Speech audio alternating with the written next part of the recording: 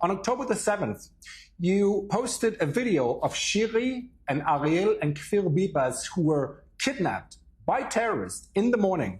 And I'm quoting you here, I'm reading your tweet. Palestinian fighters instruct that this settler, that is Shiri Bibas, a civilian woman, and her children are protected. Noteworthy that there have been no reports of any children being targeted despite fighters controlling several illegal settlements. Not only are you spreading the most blatant fake news that you can on a day where an ongoing actual genocide is taking place about children not being killed. I've seen videos of Hamas members executing children. And you're calling this woman a settler. She lives in Israel proper. She's not from the West Bank. And you're somehow excusing what this person is doing. Then there's another tweet where you're seeing the masked Hamas terrorist inside a bedroom of a civilian, and you're saying a Hamas fighter filmed inside an illegal Israeli settlement while an elderly settler lays in bed seemingly unharmed. Are you deranged, or are you just depraved and spreading the most vile Hamas propaganda I can think of? I think both. And I'm sickened to have people putting you and me in the same category. You're not a journalist, you're a Hamas propagandist, and apparently you're also okay with people being slaughtered on October the 7th. What you just saw is a short clip from an interview on Piers Morgan Uncensored that was aired on Wednesday night. It's a hot topic, and Morgan's guests were well chosen. In the last week, there has been heated and ceaseless discussion over the IDF-targeted killing of 6 individuals who worked as journalists in the Gaza Strip. Israel alleges that they were Hamas operatives. All 6 had been employed by Al-Jazeera, the media outlet that is owned by the state of Qatar, the state which openly supports Hamas financially and diplomatically. And top Hamas leadership has long enjoyed an ultra-luxurious exile in Doha. Parenthetically, but worth noting, they're all wildly wealthy, like billionaire wealthy, these Hamas leaders. Not a single media outlet, to my knowledge, has made any effort to understand the source of this wealth. Qatar is strongly aligned with Hamas in every way, and over decades, Al Jazeera has developed significant influence globally, with virtually no scrutiny. Earlier this week, after the killings of these Al Jazeera employees, independent journalist Jotam Confino wrote some very sharp social media commentary about the way in which the slain journalists were being reverentially memorialized as fearless journalists, dedicated to bringing truth to the world. Confino is very clear that he is commenting only on their professionalism as journalists, not on the allegations of Israel or the IDF. This is a developing story, and he continues to work it. Jotam focuses his critique on one Gaza-based journalist who seems to draw the most attention, Anas al-Sharif. He's become an international cause célèbre for the Free Palestine movement and for the free press. Confino appeared on Piers Morgan Uncensored along with another Al Jazeera journalist, Jamal Elshayyal. Morgan allowed Elshayyal significantly more time to set out his perspective than he gave to Confino. One cannot help but notice this and ask why. Nevertheless, Jotam Confino made every second he had on air count, and count big. So here goes, a fascinating discussion with Jotam Confino. The episode of Piers Morgan Uncensored in which he appeared aired Wednesday night. I spoke to him on Thursday afternoon, and today is Friday, and I bring you this latest episode of State of Tel Aviv and Beyond. I'm Vivian Berkovich, former Canadian ambassador to Israel. Let's do this.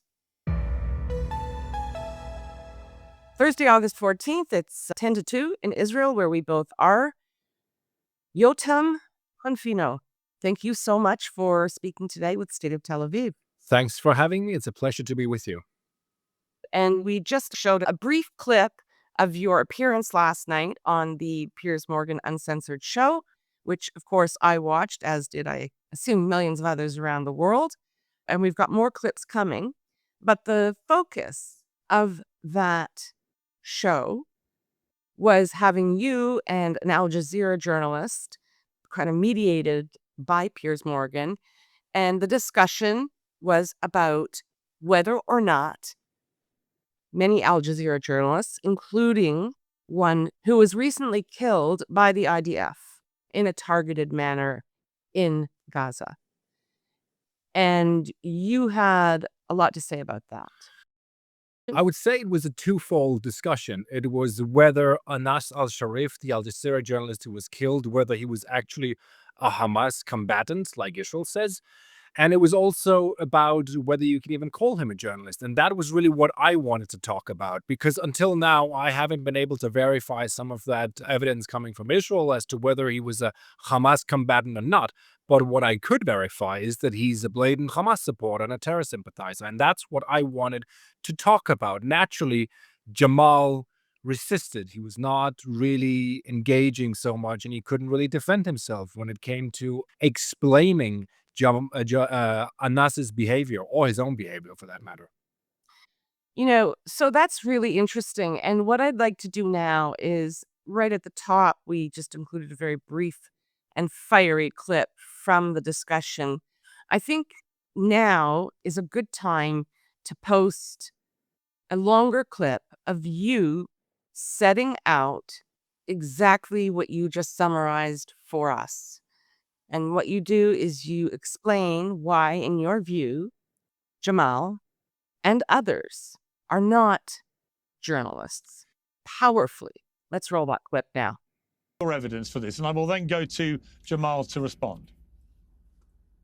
First of all, I don't have damning evidence that he was a Hamas member. That's also not what I tweeted. All I did was I tried to explain to the world that the way that he was glorified by other journalists as some sort of a hero who spoke truth to power is nothing but a lie, because I plowed through his Telegram account just to see which kind of person he actually was. And Piers, I've carefully put out all of the documentation, all of the screenshots of everything on Twitter for everyone to see. It is without a doubt a person who not only supported Hamas outright, he had friends who were Hamas combatants who he mourned when they were killed. He commemorated slain Islamic Jihad leader Abu Baha, who was killed in 2019. He praised October the 7th as it was happening. He praised a terror attack that killed 7 Jews outside a synagogue in 2023. He called it heroic. He called it heroic when a Palestinian terrorist went into Tel Aviv and killed 3 people. So I'm not here to say that Anas was a Hamas member, because I'm still going through the evidence and I'm waiting for more evidence from the IDF. But what I will say is that I will not put myself in the same category as this guy who openly praised terrorists and who openly supported Hamas, because that's not what a journalist does. It's quite the opposite of what a journalist should be doing. And so, Jotam, it would be really helpful now that we've seen that longer clip. What would you add to what you said last night? Look, first of all, there are a couple of things that I didn't get to mention. I think it's important to notice the lack of coverage of what Hamas is doing inside Gaza by people like Jamal and Anas. I touched on it briefly, but for me, it's a very crucial thing for people to understand, because it illustrates my point about them not being actual journalists, not speaking truth to power, and in this case, it's Hamas, but being Hamas mouthpieces. Look, if you're inside Gaza, and I know that it's dangerous to talk about Hamas, but still, if you're inside Gaza, you have an obligation not only to the Palestinian people, but to the entire world to tell what's actually going on there. It's not okay for you to every single day repeat Hamas propaganda, unverified claims about what Israel is doing, and never ever tell the world about the daily atrocities that Hamas are committing. It can be them executing Palestinians. It could be the hostages. the humiliation of hostages when they are being released. Anas al-Sharif, for example, the guy who was killed, he got exclusive access to film this morbid circus of Hamas terrorists parading these poor hostages. He got exclusive access to that. He was there on the ground filming all of it. He did not explain to the world how absurd this was and how many international laws they were breaking or human rights violations. He didn't explain any of that because he's a Hamas propagandist. So these people are not telling the world what they should. They're not telling the world that the reason why Gaza looks the way it does is partially because Hamas is embedding itself in civilian infrastructure. And the guy who was on yesterday, it was so clear that he didn't even, it's as if Hamas doesn't exist for him. He's talking about the war as if there's one demonic actor, which is Israel, that engages in genocide for the fun of it, and Hamas is not part of the equation. And in fact, he went so far, and you, of course, challenged him on it powerfully. He went so far as to refer to Israel as cancer. To glorify a guy like Anas, who's openly a Hamas supporter, and to call him a great journalist when he's not. And by the way, Jamal, I went through your Twitter just to see what kind of person you are. You have called Israel cancer. If I told the world that Palestine was cancer, do you know what would happen if I did that? I would be canceled. I would be fired from every single outlet that I work for within an hour. For some reason, you get away with it because you work for Al-Jazeera. I also went through what you did on October 7th. You put up a screenshot or you commented on... I get away with it.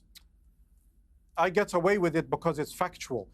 Palestine has not bombed 7 countries. It's factual that Israel is cancer. Few months. Great, it has not massacred. It has not massacred. It has not massacred over 50,000 people. It does not have the same bloody record that Israel has in terms of murdering doctors, in terms of murdering children, in terms of murdering the elderly. Jamal, I think it was a great example of not only the double standard, which I pointed out, that had I said the reverse, I would have been done. My career would be over. He can get away with it. I doubt he's even going to get any sort of pushback from his boss. In a normal world, this guy would be fired for saying something so aggressive, so vile, and so anti-Semitic, but he doesn't. And the second part is that this is his outlook on the war. Look, if you are covering a war, you cannot have a view on one part of the war being cancer. It already makes you not suitable for the job. I think you need to have not those kinds of opinions if you're covering a war. The same way as if you're covering the Ukraine-Russia war. You can have all of your opinions, and I believe you should I think you should speak the truth, and you should tell the world how you feel. But, you can't go on air saying that the entire nation of Russia is cancer. I believe people would be canceled and fired for that. I believe you're correct in that assumption. So I want to drill into this a little more in a more focused way. Among the things that Piers Morgan, and he is part of this story because he platforms regularly people like Jamal. And this is an issue that really started to get a lot of attention in May, June. And I also did a number of podcasts at the time with frequent guests of Piers Morgan's and also people who refused to go on the show. And it was, I think, a very dignified discussion and honest. So we'll get to why you agreed to go on in a minute. He platforms all kinds of people like Anna Kasparian. He platforms comic Dave Smith on a regular basis, who is the new geopolitical expert. And with you, he platformed this gentleman from Al-Jazeera. Share with us what your view is. You were very strident and very articulate in saying, I am a journalist and you are not. So how do you look at Piers when he runs this show in this way? And if you would, while you're kind of answering, if you would also explain why you decided, okay, I'm going to go on.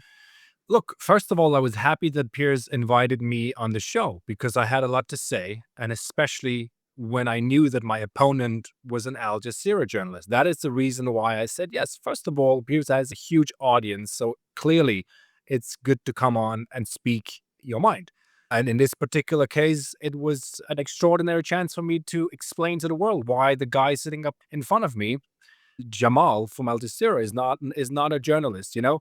So that's why I said yes. I think the interview went well in the sense that Piers did not interrupt me. He allowed me to speak, but I was disappointed with the amount of time that was allocated for Jamal. I think he spoke for nearly 30 minutes, and I got to speak for maybe 7 or 8 minutes, not even. So I think that was very skewed in his favor. Wow, the breakdown was that starkly More or different? less, it was heavily skewed. And I believe we could have pressed Jamal much more on the things that he was saying because he was blatantly lying. He was saying so many things that were just lies. You know, it was easy to disprove. So again, I would love to have a round 2 with Jamal. And I think that he should have done himself a service by being a little bit more prepared. I think he had no idea who he was even going up against. He could have tried to at least find something about me, who I am. And I think he was dumbstruck when I confronted him about his social media history. You know, for somebody who says outright on social media that another nation is cancer, that Zionism is satanic and a threat to humanity, and lies on October the 7th about what happened, I would expect him to be a little bit more cautious, but he just wasn't. So another clip that's very strong is when you spoke about Anas, the journalist who was killed by the IDF recently and about whom the world is apparently apoplectic. And so I want to roll that clip now where you get into how diligently you have reviewed his social media posts and other information. Let's roll that clip now. How convinced are you that what you posted is accurate? And how do you know?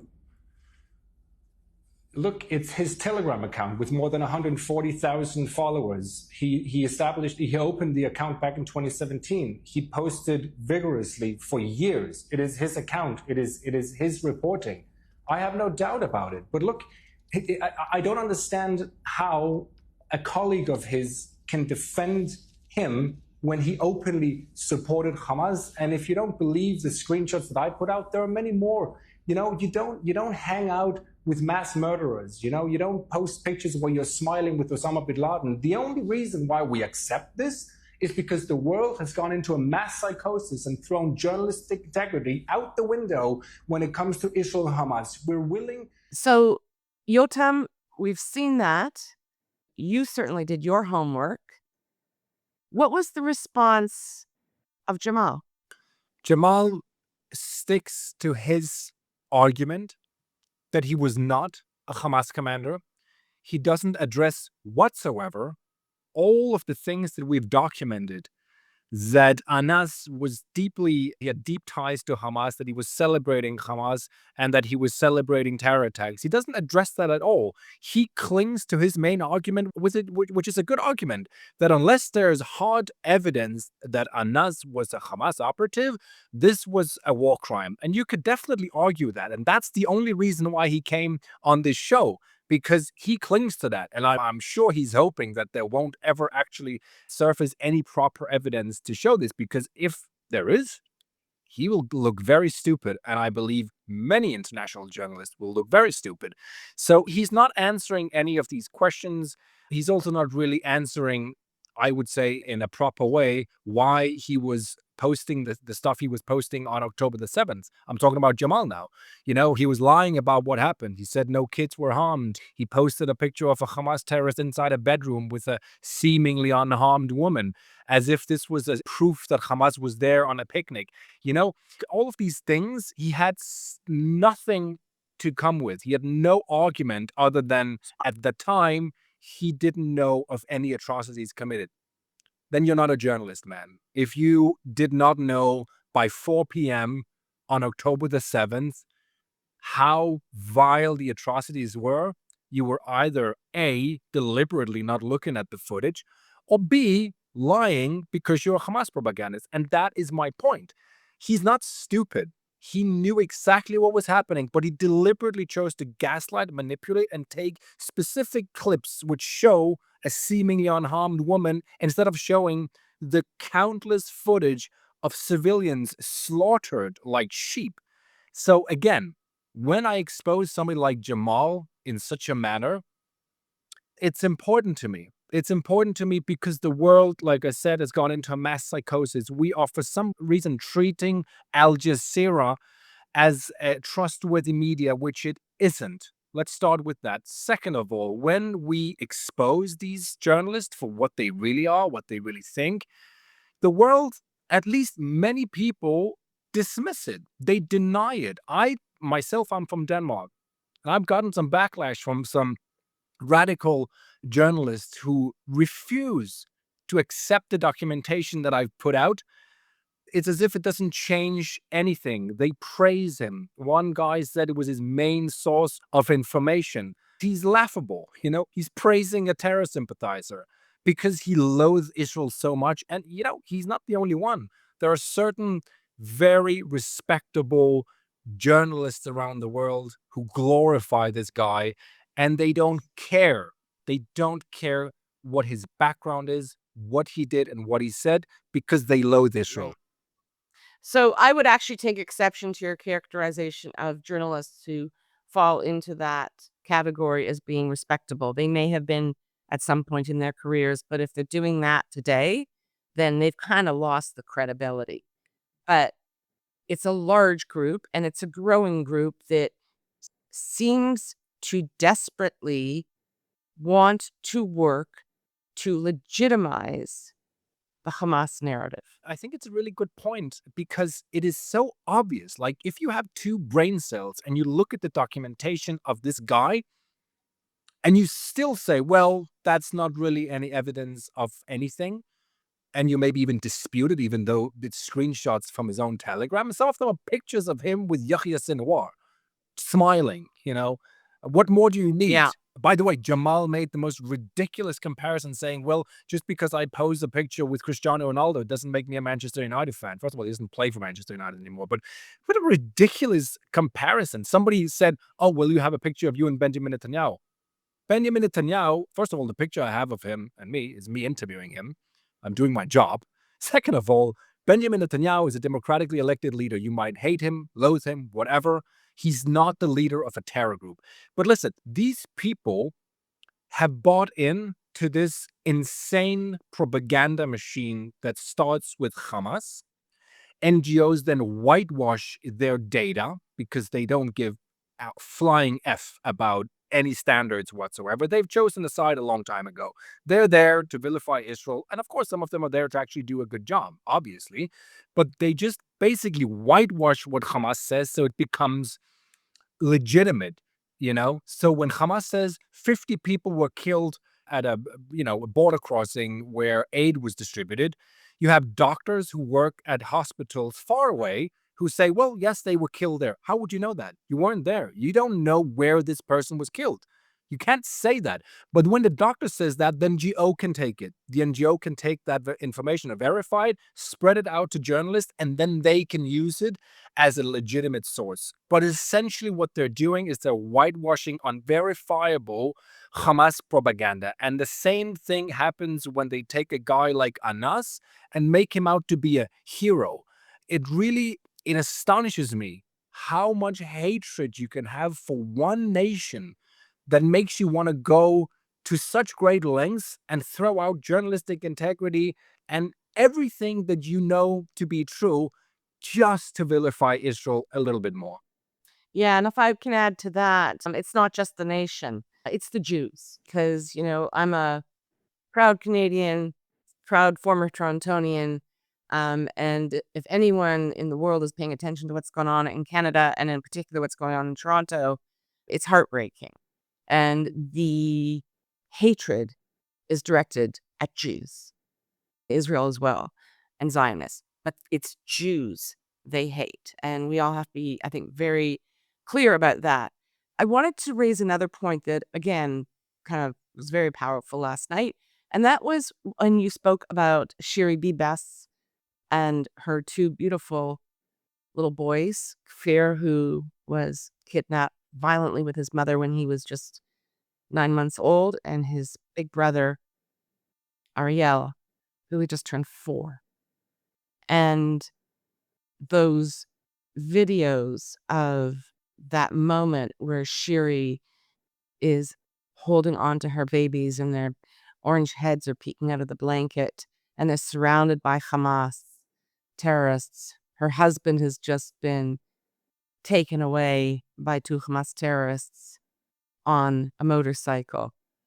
And we all know now that Shiri and her babies were murdered with the bare hands of terrorists in southern Gaza Strip at some point in November 2023.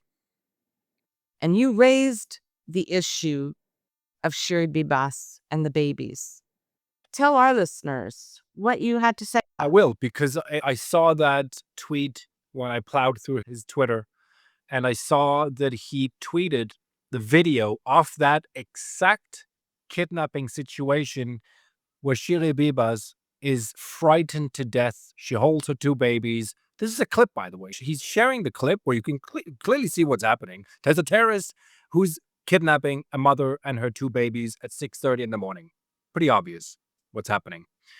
He chooses, and again, I loathe the way that this segment, the extreme pro-Palestinians, they misuse the word dehumanize. Because if we can talk about dehumanizing someone, this is the best example of a journalist who dehumanizes a woman by calling her a settler. First of all, she lives in Israel. But this guy does not clearly, if he sees her as a settler, he doesn't even recognize Israel's right to exist. That's A. But instead of calling her a woman or a civilian, he used the word settler. And he also said, well, we haven't seen any proof of any children being killed. He's essentially trying to tell the world that what you're seeing here with your own eyes, it's not what it looks like. It's not. It's actually much better than you think it is. To me, that is just the best example of propaganda. And if you put your name to a tweet like that, I don't know what kind of person you are, because you go on and on about how much you feel for the civilians in Gaza. You're a racist because the only people you care about in this conflict are the Palestinians. You do not give a shit, sorry my language, about Jews. You don't. So we're going to take a short break now for what used to be called station identification, and this is the state of Tel Aviv and beyond. Remember that in the olden days on TV? Anyhow, I'd like to really pause and thank all of our subscribers and listeners for being here. I'm delighted, truly, that you find value in our work and what we have to offer. For those of you who are able to do so, please consider supporting our work with a paid financial subscription. Just go to stateoftelaviv.com and follow the prompts, or you can send us a one-time gift at Buy Me a Coffee. The link is on the screen, and it's also easily found on our homepage, again, at stateoftelaviv.com. It's my birthday month, and we rely on the support of our listeners and subscribers. So please consider making today that day. Give Viv a birthday present. And while we're taking care of important things, we'd love you to also rate us. Rate us on your favorite podcast platform. It helps and it makes a difference with algorithms and all that stuff I don't understand. Okay, back to Jotam. Before we wrap, Jotam, a couple points I just wanted to make, hooking back to some of the things you said earlier. You have a doctor kind of wherever confirming that the IDF killed 20 or 50 or 100 people somewhere far away from where he or she may have been working. And, just the other day, Shlomi Ziv, who is a former hostage, he was rescued in a crazy daytime commando operation in June of 2024.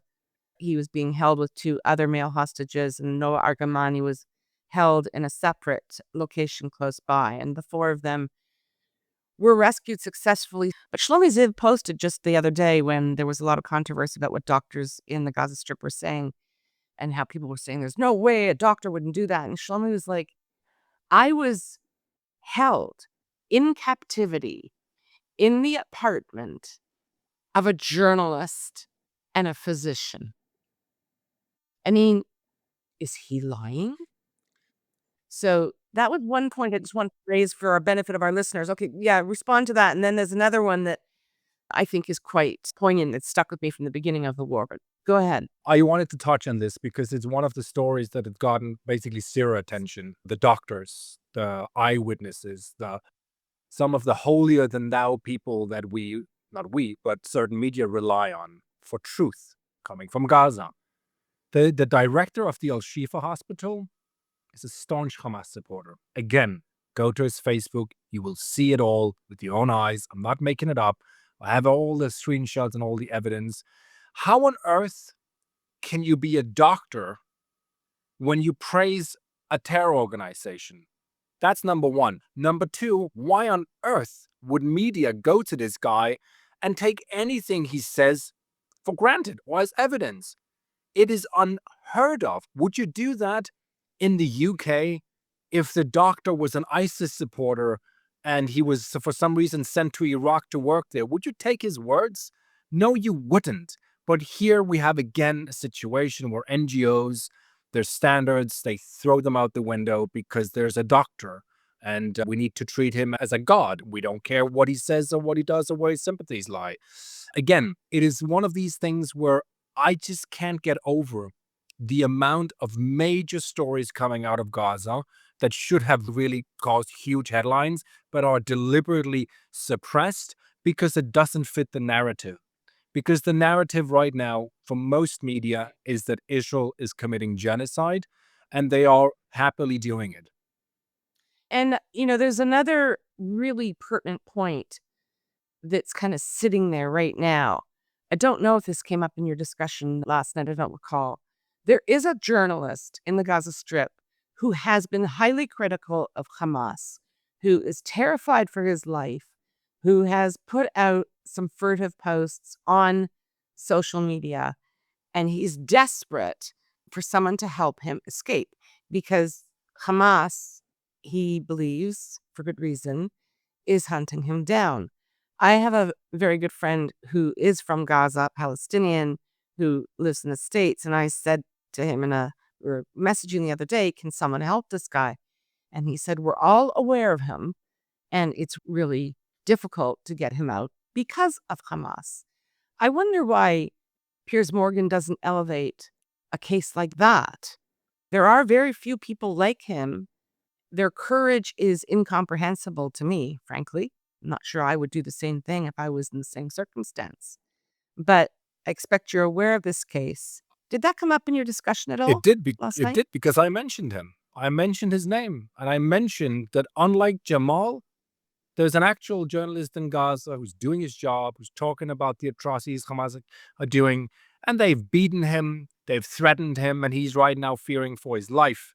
He's the type that international journalists should glorify, should talk about, should share his tweets, but they do not care because he doesn't stand on the ground with a press vest and an Al-Jazeera microphone. So in their eyes, he's just a nobody. By the way, one more thing I want to mention is the amount of journalists that have been killed, because we keep hearing that 200 have been killed when actually at least 40 of them are actual members of Hamas.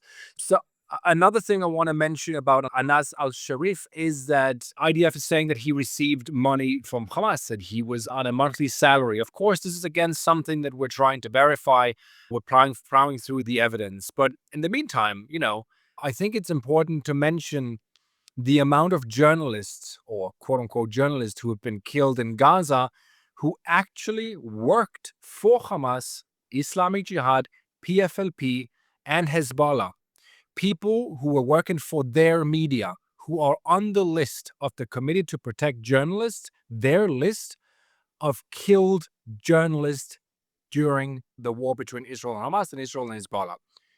Now, these are people that are not, they're not like Anas or someone else where we don't really know if they were working with Hamas or not. These are people who 100% worked for Hamas. They were propagandists for their media people.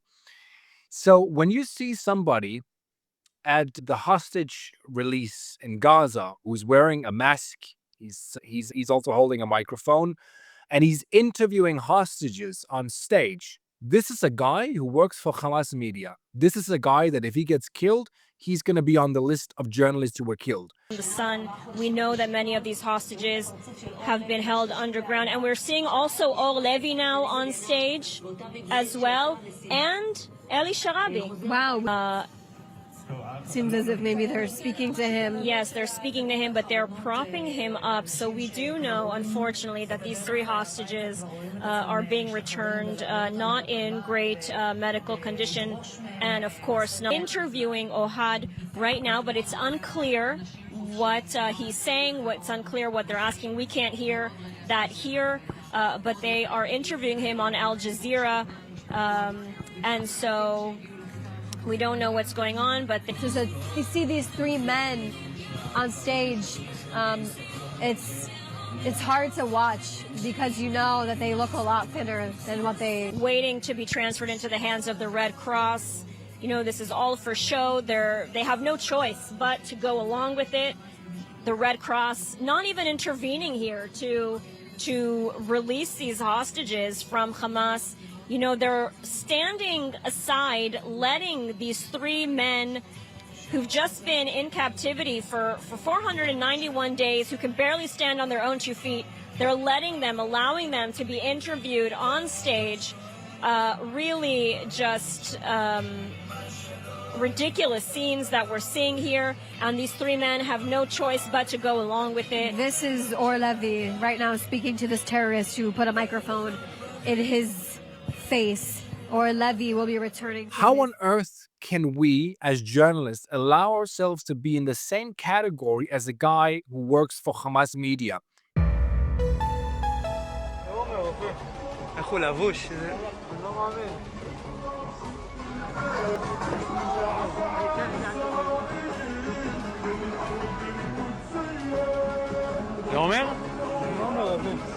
Wow!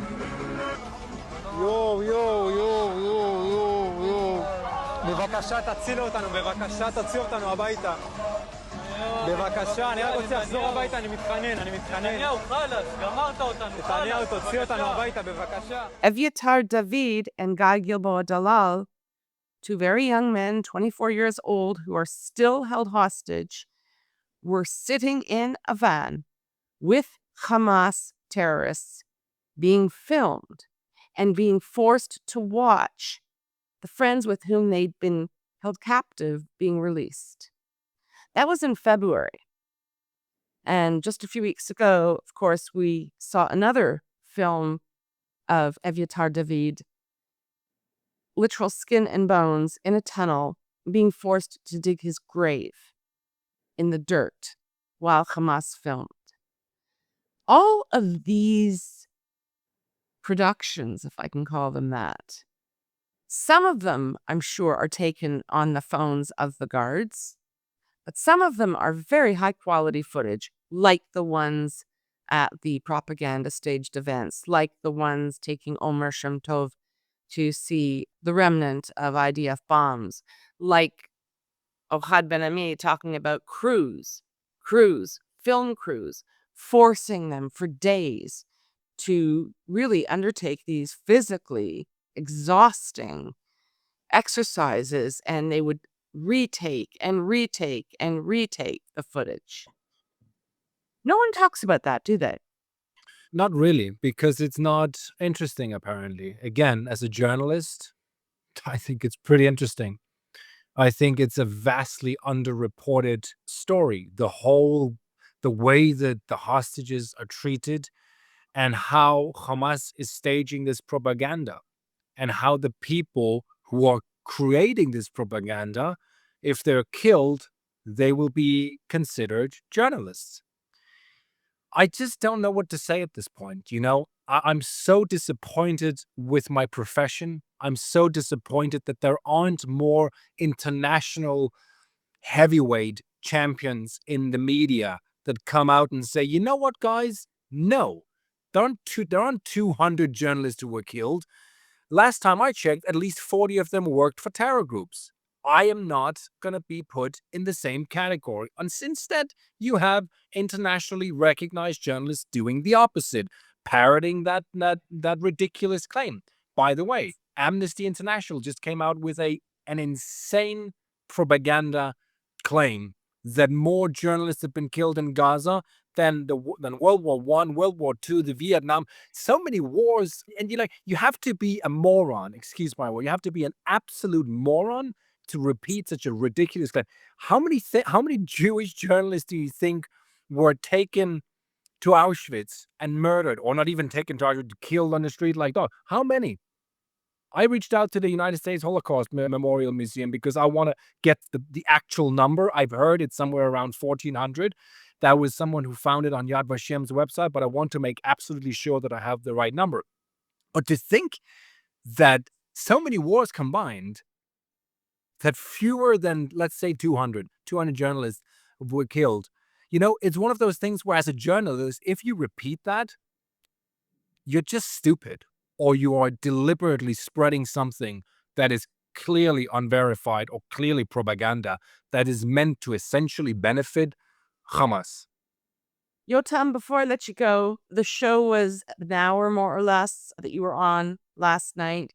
You said earlier in our discussion that Jamal spoke for 30 minutes more or less, and that you were allocated far less time to speak than that. 7-8 minutes. Why do you think Piers did that? Look, Piers was in a situation where the entire world is watching this Al-Jazeera story. Most media, most journalists, most NGOs are outraged.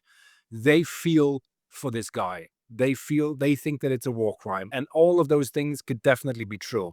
So I think he knew that having a representative on from Al Jazeera had to be treated with a sensitive hand. You don't bring him on, let him speak for 2 minutes, and then annihilate him. You need to show some respect for a person who's been killed. This is like a colleague of his who's on. You know what? I kind of understand that.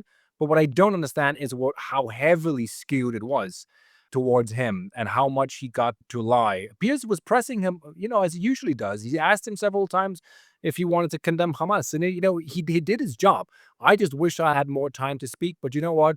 I've told the producer I'd be more than happy to come on again another time, and I'll, elaborate on some of my points, and hopefully I will be. Well, I mean, for all of us out here watching, and when I want to say fighting the good fight, you acquitted yourself brilliantly. You spoke so strongly, powerfully, and with however many minutes were allocated to you, you used them very effectively. Thank you. Thank you for doing the work you do. I think you are one of the few really strong beacons of integrity in the journalistic world these days. And I'm going to keep following you and watching you and hopefully have you back on here as well. Thank you so much, Jotam Confino, for joining State of Tel Aviv today. Thank you, Vivian, for the very kind words. Really a pleasure to be with you. Keep doing the important work. Thank you. I'm so pleased that Piers Morgan thought to invite Jotam Confino onto his show. He was a superb guest and is an outstanding journalist. You should look up his X feed. He's a great one to follow. You can find it in our podcast notes. Thanks, as always, for being here. Please give us a 5-star rating on your podcast platform of choice. Ring the bell on YouTube, subscribe, and consider supporting our work with a paid subscription or one-time donation. We truly are independents. We require financial support to do this work. It's intense and gratifying and important, I think. Have a great weekend wherever you are. And until next time, stay safe and stay cool. And I mean that literally this week because lots of crazy heat waves all over the place. Thanks again. We love hearing from you. So please comment on our website, stateoftelaviv.com, or send us a note to hello@stateoftelaviv.com. On behalf of the State of Tel Aviv core team, Jan Zabo, our creative, graphic, visual, and marketing man, Amir White, producer and editor extraordinaire, sound guy who is also impressively patient with me and my boomer tech deficiencies, and our social media manager who pitches in on everything, Maya Naftalin. Thanks to the team. Thanks to you for being here. We'll be back soon.